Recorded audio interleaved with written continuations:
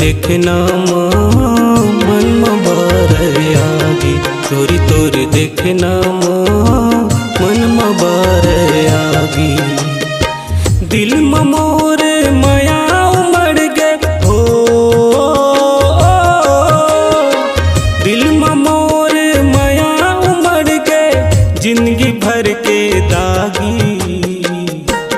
गोरी तोर देखना मन में बारे आगी, गोरी तोर देखना मन में बारे आगी।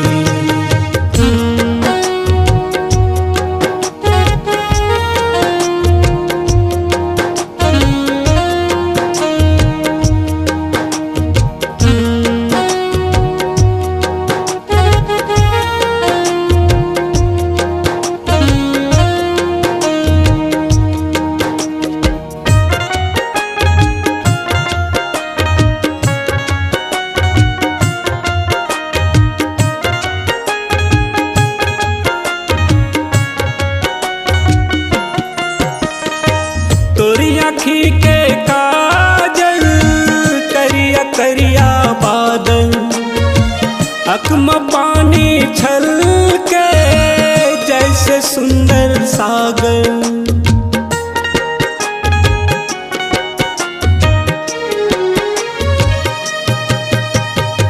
तोरी आँखी के काजल करिया करिया बादल, अख में पानी छलके जैसे सुंदर सागर।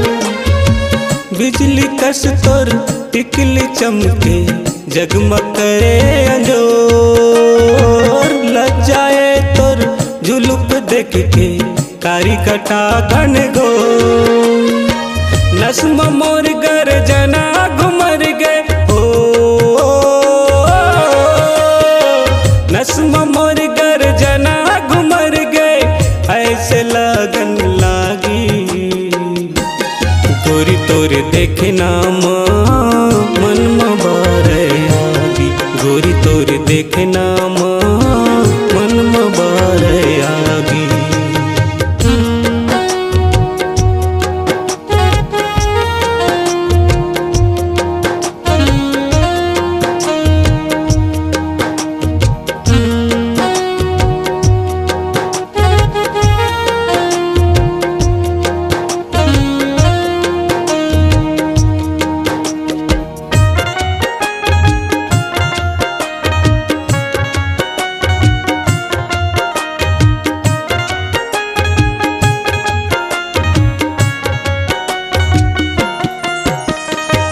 तोर बिना का दशहरा, तोर बिना का दिवाली, तोर बिना मोर दुनिया हावे खाली खाली।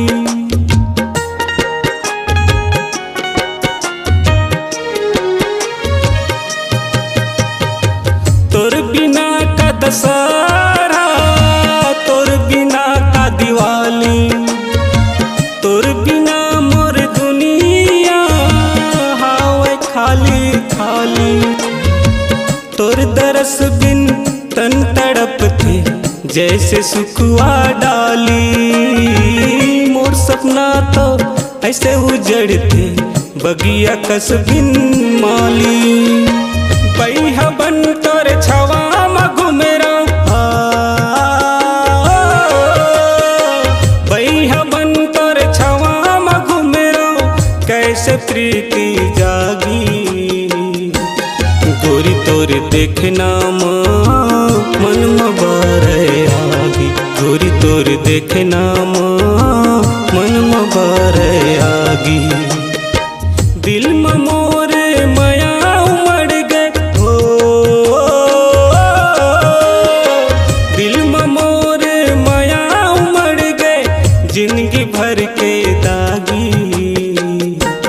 गोरी तोर देखना मन में बारे आगी, गोरी तोर देखना मन में बारे आगी, गोरी तोर देखना मन में बारे आगी, गोरी तोर देखना मन में बारे आगी।